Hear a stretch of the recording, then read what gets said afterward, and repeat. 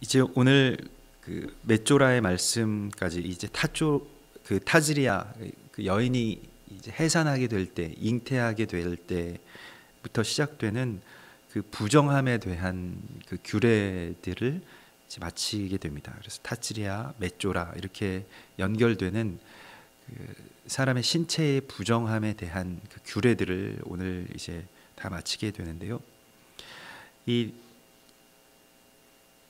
타즈리아, 그러니까 여인이 잉태하게 된다라고 하는 것이 하나님께서 이 땅 가운데 또한 교회에게 주신 그리스도 예수의 몸의 그러한 소원이고 또한 사명이라는 것을 우리가 깨달아야 합니다. 그래서 하나님께서 우리 가운데 주신 것은 그 생명을 잉태하게 하기 위한 것인데, 그것이 이 땅 가운데 하나님의 나라를 이루어가는 데 있어서 우리의 사명을 다하는 것, 또한 예수 그리스도의 나타나심, 그 드러나심을 위해서, 또한 그 생명이 드러나심을 위해서 우리가 우리의 몸을 드리는 것을 의미합니다. 그런데 그러한 과정 가운데서 교회가 그러한 생명의 역사에 참여하게 되는 순간부터 이제 그 부정함에 대한 그 노출이 된다는 것을 우리가 또한 알아야 됩니다. 가장 무방비 상태에 들어갈 수 있다 하는 것을 알아야 됩니다. 그래서 실은 이 한센병, 문둥병, 한센병이라고 불리우는 이 나병은 그 대부분의 그 발병 경로가 그 출산과 관련이 있는 것으로 그렇게 알려져 있습니다. 약 거의 70% 정도 되는 경우가 출산 직후에 이 한센병이 발병하는 경우가 그렇게 의학적으로 보고된 사실인데요. 고대에 지금 이 이스라엘 백성들이 그러한 연결점들을 다 가지고 이 레위기가 그 순서로 그렇게 연결되어 있는 것을 우리가 보게 됩니다. 그래서 여인이 해산하게 될 때의 정결함을 위해서, 여인이 해산하게 되면 정결함을 위해서 힘을 쓰라.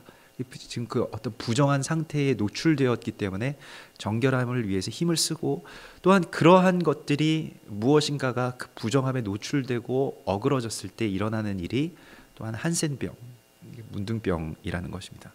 또 거기에서 계속 연결되어서 남자가 이제 설정하게 되는 것, 정액이 유출되는 것, 그리고 여자가 이제 월경하게 되는 것, 또 거기에서 어떤 부정한 것들과 접촉하게 되는 일들에 대해서 극도의 경계를 우리가 가져야 된다라고 주님께서 말씀하십니다. 그래서 이것은 지금 이번 주의 토라 포션의 말씀은 모든 생명의 잉태와 또한 출산에 관한 규례를 말씀하고 있습니다. 거기에 그 부정함이 있다라고 하는 것은 그것 자체가 너무 거룩한 것이기 때문에 실은 그 일들에 대해서 부정함들의 어떤 공격들이 계속 끊임없이 일어난다는 것입니다. 성경에서 우리가 그 레위기에서도 보는 것과 같이 제사장이 위임되는 바로 그 순간에 제사장이 부정한 불을 가져다가 하나님께 분향하게 됨으로써 죽임을 당한 사건을 우리가 실제로 그 역사적인 사건을 보게 됩니다. 이스라엘 백성들이 그 토라의 말씀을 받는 그 순간에 금송아지 신상 가운데 나가서 경배하고 싶은 그러한 그 마음의 욕구들이 불일 듯이 일어나는 것을 보게 됩니다. 이러한 것들이 이제 부정입니다. 하나님의 거룩함에 대한 회파, 그리고 정말로 다 된 밥에 재를 뿌리는 것과 같은 일들이 우리의 대적들이 하는 일이라는 것입니다. 그래서 그 일 자체의 어떤 부정함, 그래서 해산하게 되고 출산하게 되고 남녀가 성관계를 갖는 것이 부정한 것은 아니지만 거기에 엄청난 공격들이 있고 거기에 욕망이 깃들게 되고 또 거기에 부정함이 깃들게 되고 거기에 분별함이 없게 되면 곧바로 그것이 어떠한 질병과 연결되고 또 하나님 앞에서 끊어지게 되는 그러한 지경까지 나아갈 수 있는 것, 거기에 대한 경계, 그래서 그것에 대해서 구별하라고 주님께서 말씀하고 있습니다. 그래서 주님의 생명을 잉태하고 또한 마지막 때에 그리스도 예수의 다시 오심을 해산해야 되는, 출산해야 되는 이 교회의 사명과 또한 그것을 위한 싸움에 대한 규례이기 때문에 이번 주에 이 토라 포션의 말씀은 큰 비밀을 담고 있습니다. 그래서 그냥 이 말씀을 읽을 때에는 이 규례들이 우리 가운데 그 어떤 의미를 가지는지에 대해서는 잘 알지 못한 채로 그냥 그런가 보다, 그런데 너무 길게 기록이 되어 있기 때문에 여기에 대해서 우리가 어떤 영적인 의미를 발견하는 것이 정말로 중요하고, 실제로 뭐 예전에 그 어떤 뭐 저와 같이 사역하시던 그 목사님이 그냥 뭐 성경에 기록된 대로 그냥 문둥병자 이렇게 설교를 하셨는데, 설교가 끝나고 난 다음에 어떤 한 그 성도로부터 아주 극심한 항의를 받았는데요. 자신의 가족 가운데서 실제로 그 병을 앓고 있는 그런 식구가 있었다고 합니다. 그래서 그 문둥병자라고 부르는 거 아니라고, 세상에서도 다 한센 병 환자라고 부른다고, 그래서 교회에서 그렇게 불러서는 안 된다고 막, 그래서 정말 공개적으로 사과하셨다고 하시는데요. 이 병 자체, 또 이러한 일 자체에 대한 뭐 부정함이나 이것은 뭐 저주받은 것이고 불결한 것이고 이렇게 말씀하시는 것은 그야말로 율법주의입니다. 그런데 이 안에 있는 그 규례의 어떤 핵심은, 우리가 교회가 하나님의 생명을 잉태하는 자들이 받는 공격에서 어떻게 우리가 그것을 지키고, 또한 그 일들을 다 이기고, 그 부정함에 대한 공격을 다 이기고 하나님의 거룩한 나라에서 생명을 잉태할 수 있느냐, 그리고 다시 오실 메시아를 우리가 정말로 해산하는 수고를 통해서 교회가 그것을 이 땅 가운데 드러낼 수 있느냐 하는 것에 우리가 초점을 맞춰야 하겠습니다. 그래서 실제로 예수님께서도 문둥병자의 몸에 손을 대시고, 유출병에 걸린 여인이 찾아와서 예수님의 옷자락을 만지셨을 때 뭐 꾸짖으시거나 하시지 않고 오히려 칭찬하시는 모습들을 우리가 보게 됩니다. 그래서 예수님께서 이 율법의 본질이, 이것이 이 자체의 병이 그 부정한 것이라고 그렇게 믿으셨다면 여기에 대해서 화를 내시거나 문둥병자의 몸에 손을 대시는 일들은 없었을 것입니다. 그러나 예수님께서는 직접 당신의 몸으로, 또 당신의 손으로 이러한 병 자체의 의미가 아니라 이것을 고치는 것, 또 이것이 정결하게 되는 것의 의미를 우리 가운데 깨닫기를 원하시는 것을 보여주셨다는 것입니다. 그래서 오늘 이 해산하는 과정에서 엄청난 공격에 노출되는 이 여인의 모습처럼, 또 그러한 과정 가운데서의 사람들의 모습처럼, 우리를 상하게 하기 위한 모든 공격이 가장 극심해지는 지점에서 우리 자신을 구별해서 하나님께 드리게 되는 것, 하나님께 온전하게 정결함으로 보호를 받는 것을 위해서 우리가 힘을 써야 한다고 성경은 말씀하고 있습니다. 거기에 대해서 해산하게 되는 여인의 규례가 이제 결국 계시록 12장과 연결이 되는데요. 계시록 12장은 그 해산하려는 여인 앞에서 그가 해산하면 그 아이를 삼키고자 하는 그 마귀의 모습이 나옵니다. 용의 모습이 나옵니다. 그래서 해산하게 되는 그 지점 가운데 이미 입을 벌리고 서 있더라, 이렇게 나와 있는 것이에요. 오늘 레위기에서 이 영적인 눈으로 우리를 바라보실 때, 또 교회를 바라보실 때, 생명의 역사가 아주 태동되는 그 시점 가운데서 엄청난 그런 공격들이 있는데, 그것이 이제 하나님의 역사가 이루어지는 지점이기 때문에 그러한 것입니다. 그래서 계시록 12장 5절에 보면, 여자가 아들을 낳으니 이는 장차 철장으로 만국을 다스릴 남자라. 그 아이를 하나님 앞과 그 보좌 앞으로 올려가더라. 용이 자기가 땅으로 내쫓긴 것을 보고 남자를 낳은 여자를 박해하는지라. 이것이 이제 교회에 대한 박해의 의미이죠. 그러니까 그 해산하고 난 이후에 교회가 받는 박해입니다. 그런데 이것을 그러면 우리가 어떻게 이겨내느냐? 이렇게 그 해산을 한 여인에 대한 분노를 하고, 그 아이는 이제 하늘로 올라가고, 예수 그리스도께서는 이제 그 승천하시고 교회가 이제 남게 되었는데, 교회가 계속 그런 박해를 받고 있는 시기 가운데 있다는 것입니다.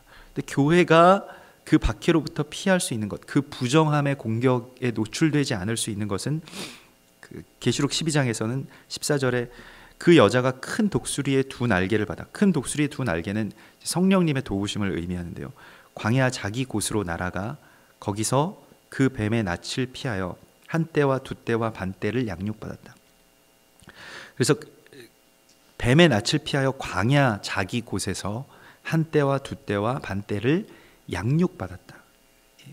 그래서 그 여인이 이러한 양육을 받고 이러한 그 부정함에서 벗어날 수 있도록 광야에서 자기 자신을 정결하게 되는 것을 보게 되는데, 양육을 받는 것과 두 날개를 받는 것, 그래서 성령님과 말씀, 그것을 상징하죠. 그리고 그 말씀에 의해서 우리가 정결하게 되는 것, 이거 물로 씻어 거룩하게 되고 또한 그 하나님의 말씀으로 정결하게 된다라고 이 에베소서에서 말씀하신 것과 같이 교회가 그렇게 주님의 거룩한 신부로서 주님의 말씀으로 또 주님의 생명 생수로 우리 자신을 씻어서 거룩하게 되는 것이 교회의 또한 사명이라는 것입니다. 그래서 에베소서 5장에서는 그것이 신부의 사명이 바로 정결하게 되는 것이라고 직접적으로 우리 가운데 말씀하고 있습니다. 물로 씻어서 정결하게 되고 또 하나님의 말씀으로 거룩하게 된다,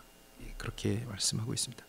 그래서 교회가 지금 이 거룩함에 대해서 또한 이 생명에 잉태하는 일들에 대해서 경계를 가지고 있고 또한 여기에 대해서 큰 사명을 가지고 나가야 한다라고 말씀하십니다. 그래서 이 해산을 막는 것이 무엇이냐? 그것이 바로 맷조라라고 하는 그 이름 자체에 나와 있죠. 그 우리가 전에 나누었던 것과 같이 맷조라는 못지라. 그래서 하나님께서 우리 가운데 그 불평하는 것, 또한 악평하는 것, 악담하고 비방하는 것이 그 해산을 막게 되고 또한 그 해산을 부정하게 하는 일들이 된다라는 것을 우리 가운데 말씀하시죠. 실제로 민수기 13장에서 이스라엘 백성들이 가나안 땅에 정탐해서 악평하였을 때 그러한 일들이 있었고, 또한 그 언약궤가 들어오는 그때에 이 언약궤의 예배가 회복된다는 것은 얼마나 대단한 일입니까? 다윗이 춤을 출 때 그 창문 밖에서 그 멀찌감치 내다보고 있는 다윗의 아내인 미갈이 다윗을 비방하죠. 수치스럽고 당신이 그렇게 춤을 추는 것이, 왕이 그렇게 방정맞게 춤을 추는 것이 수치스럽다고 할 때에 미갈이 이제 저주를 받게 되고 더 이상 그 아이를 베지 못하는 그러한 저주를 받게 되었다라고 성경이 기록하고 있습니다. 이것이 다 이 교회가 그렇게 이러한 생명을 받아야 하는, 또한 생명을 잉태해야 하는 교회가 받는 공격, 또 그 공격에 오염되었을 때, 거기에 무방비로 노출되고 거기에 오염되었을 때 일어나는 일들이라는 것입니다. 그래서 비방, 비난들이 곳곳에서 일어나고 하나님의 역사들이 가리워지는 그 때로 이제 들어가게 되는 것입니다. 그래서 오늘도 이제 설정한 자와 여인의 유출에 대해서 말씀하시는데, 이것이 다 잉태와 관련이 있는 부분들이고, 이러한 과정 속에서 그 하나님의 생명을 우리가 이 땅 가운데서 해산하는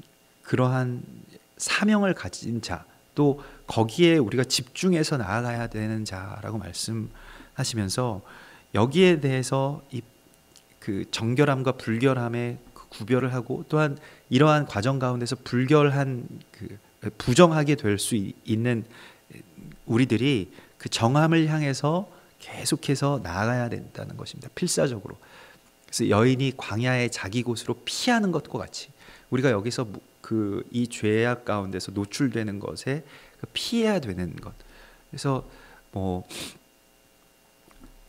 실제로 그러한 그 뭐 세균의 감염, 또 오늘날에는 그러한 것들 때문에 이 해산하는 과정 가운데서 또 뭐 그러한 그 모든 출산의 과정 가운데서 그런 세균 감염을 아주 극도로 이렇게 그 차단하는 것과 같은 의미를 여기서 가지고 있습니다. 그런데 우리가 영적으로도 마찬가지라는 것이죠. 이러한 상황들이 되면, 하나님의 역사가 일어나는 그러한 시점들이 되면 대적들이 마치 정말 때로 몰려드는 것처럼, 우리가 그냥 이러한 일을 하고 있지 않을 때는 별로 큰 공격들이 없지만은 하나님의 생명의 역사 가운데 들어가는 그러한 날, 그러한 순간, 그러한 지점에서는 반드시 이러한 엄청난 공격들이 있고 비방이 일어나고 분노가 날뛰어다니고 공격들이 계속 된다는 것입니다. 그래서 여기에 대해서 우리가 방비를 해야 되고, 그리고 성령의 두 날개를, 독수리의 두 날개를 받아서, 그것은 말씀과 또한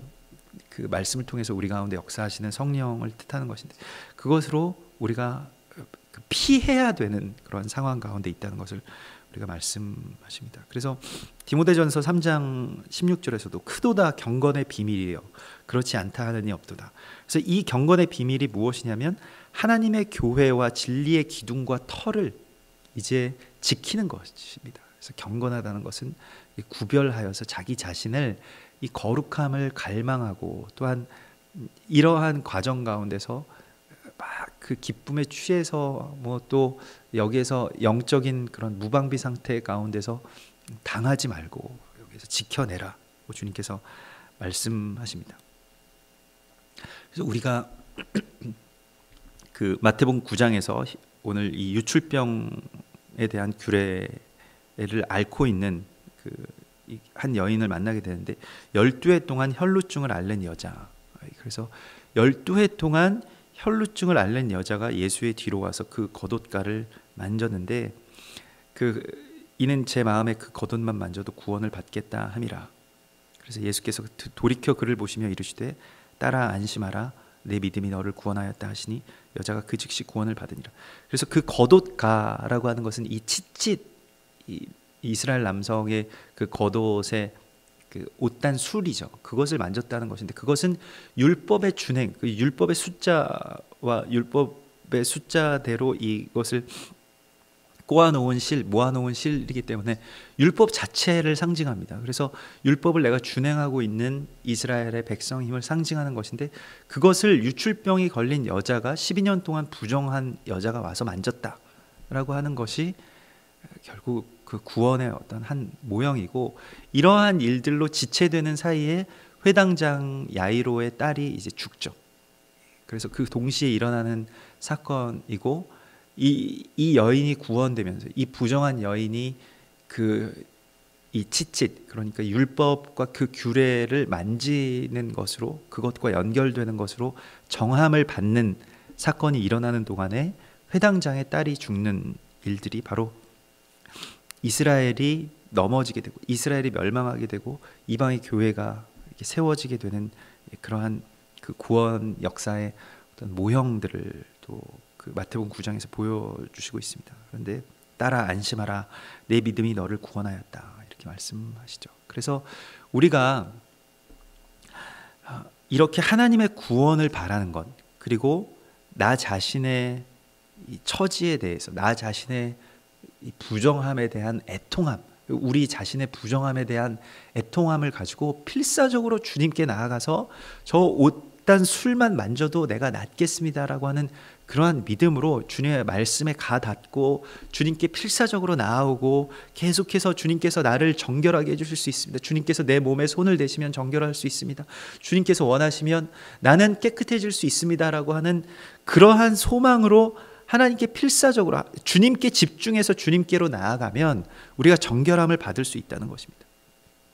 부정함에 익숙해져서 그냥 이렇게 살아도 하나님께서 언젠간 다 용서해 주실 것이다 라고 하는 그러한 신앙이 아니라 이 정결함을 찾아서 왜 정결함을 찾아서 가야 하느냐 우리가 해산하는 여인이기 때문에 우리가 정말로 우리의 그 생명을 지키기 위해서 또 아직 이 땅 가운데 오시지 않은 예수 그리스도가 이 땅 가운데 오시게 하기 위해서 가장 마구간이라 할지라도 그곳이 마리아와 요셉이 들어갔던 마구간이라고 그렇게 번역되는 그러한 그 장소라 할지라도 그곳에서 가장 정결하게 그곳을 예비하고 준비하고 또한 주님의 길을 그렇게 닦는 것 그래서 말씀과 규례로 그것을 씻고 그 길을 곧게 하는 것 그것이 바로 정결함에 대한 갈망인 것입니다. 근데 이 성경에서 이 바알 신앙, 아세라 신앙은 이러한 그 부정한 일들을 그저 성전 가운데서 다 성전 창기들과 계속 그러한 그 부정한 성관계를 갖게 하고 하나님의 제단 앞에서 그러한 것들을 그 부정한 행위들을 하게 함으로써 제단의 어떤 그 하나님의 분노를 그렇게 그 일게 하는 그러한 그 도구가 됐다는 것입니다. 그래서 우리가 우리의 어떠한 욕망으로 또 우리 자신을 채우기 위한 그 길을 살아가지 아니하고 하나님의 거룩한 나라와 그 의를 또 그리스도 예수의 다시 오심을 잉태하고 해산하는 자의 모습으로 이 땅 가운데 있습니다. 그것 또한 그러한 교회에게 요구되는 것은 극도의 구별되는 것, 정결함, 그러한 것을 주님께서 우리 가운데 요구하시고 또 우리 가운데 말씀하십니다. 그것이 우리의 사명인 것이고 그것이 경건인 것이고 그것이 교회의 기둥인 것입니다. 그래서 이러한 신부의 사명 가운데 있는 것을 우리가 늘 깨닫고, 그리고 가장 어렵고 또 가장 공격이 극심할 때는 그러한 생명이 잉태되고 또 그러한 일들이 시작되는 지점이라는 것을 우리가 오늘 이 말씀을 통해서 깨달을 때 하나님의 역사를 이루는 전략들을 우리가 가질 수 있을 것입니다. 그것이 지혜입니다. 그래서 하나님의 나라에 대한 그 부정함과 또 부정함 가운데서 정결함을 향해서 나아가는 것, 이 경건의 그러한 거룩한 모양도 가지고 또한 경건의 그러한 중심을 가지고 주님의 말씀을 끝까지 붙들어내면서 나아가는 돌파가 오늘 우리에게, 또한 오늘날의 우리 교회에게 그렇게 필요하다고 주님께서 말씀하십니다. 우리가 함께 기도하겠습니다.